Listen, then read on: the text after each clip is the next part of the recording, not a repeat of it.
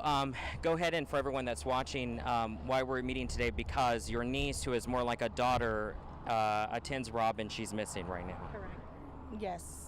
Her name is Ileana Torres. If anybody knows where her whereabouts, please contact my sister.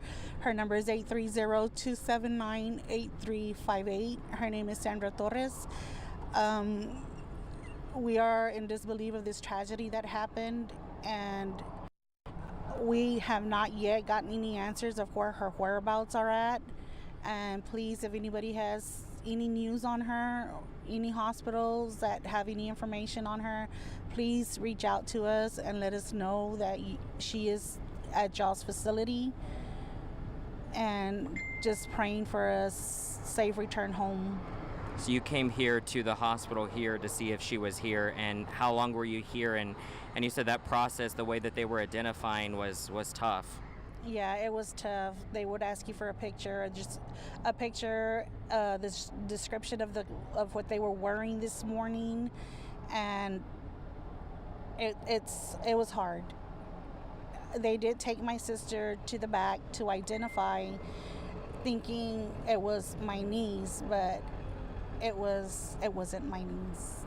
So she's not at the Civic Center, nowhere? Like, No. I mean, you have no idea? We have no idea, and it's not like her. It's not like my niece not to reach out, because when she feels that she's threatened or scared, she's always calling on her cell phone. She'll blow up somebody until somebody answers her. And up to right now, to this minute, we have not gotten one phone call from her, and her phone is off.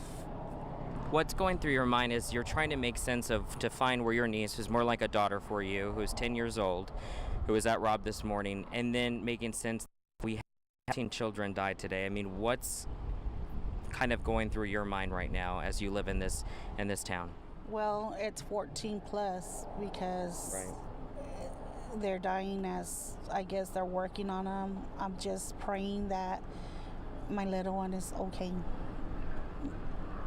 I believe in the power of prayer, and I believe that I want to tell myself that she's okay, and I'm going to keep telling myself that she's okay and she's going to come home. Can you show us a picture of her real quick, so that way, and you have her on her, and you said, we've been saying, if you can kind of zoom in there, Irissa, that this was the last week of school. She had a softball game today. She's a fourth grader. She was looking forward to school, ending. She was very excited about her softball game today. She was kind of nervous. I talked to her last night, and she was kind of nervous, stating that it was her last game and she didn't want softball to end.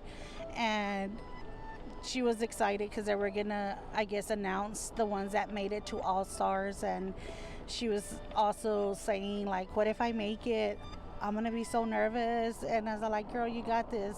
You're gonna be good at it. You got this. So she was excited about her game today. And is that the last time you spoke with her as of right now? It was the last time that I spoke to her was yesterday. For people that are watching, and people all across that are watching, when they're hearing Uvalde and they're hearing the tragedy and the children and the lives lost, what do you want them to know about this town, and as we try to all kind of make sense of this with you all right now? Well, all law enforcement is doing what they can and what's expected, and just for the safety and for everybody, and wanting everybody to hopefully they find their loved ones. That's all I can say. I hope they find their loved ones. And for you, we hope the same. So where do we go next? Next, well, we're headed out to the Civic Center. Keep looking. Where the waiting starts there as well. Will you please keep us posted? Sure. Okay. Stay strong. Is there anything else you'd like to add? We appreciate your time. That's it. Thank you. Thank you so much. Be safe.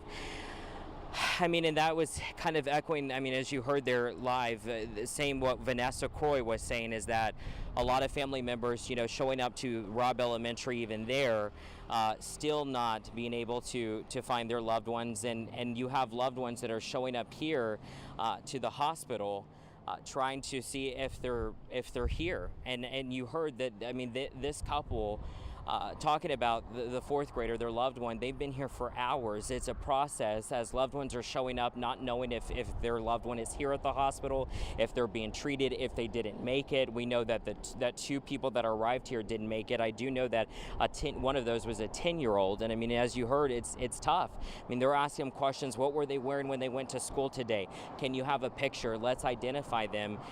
There's so many different stories out there, and it's tough hearing that because it's so much worry, and it's hard to even to wrap your head around that, to even get families like that, loved ones, to talk about the heartache and the pain and the unknown and the uncertainty. And every single one of these people out here have their own story. It's not just like the grandmother that I interviewed hours ago, who was fortunate enough that her 9-year-old grandson, who was a student there, was grazing the bullet. He was able to walk out, which it is great, and I don't want to diminish that, but we also have to remember, folks, that there are a lot of people out there at this time that have either are mourning the loss of their loved one, or there's so much uncertainty that they still can't even find them at this hour. And here we are, the 6 o'clock hour, and so that, just to give you some context there. We'll send it back to you.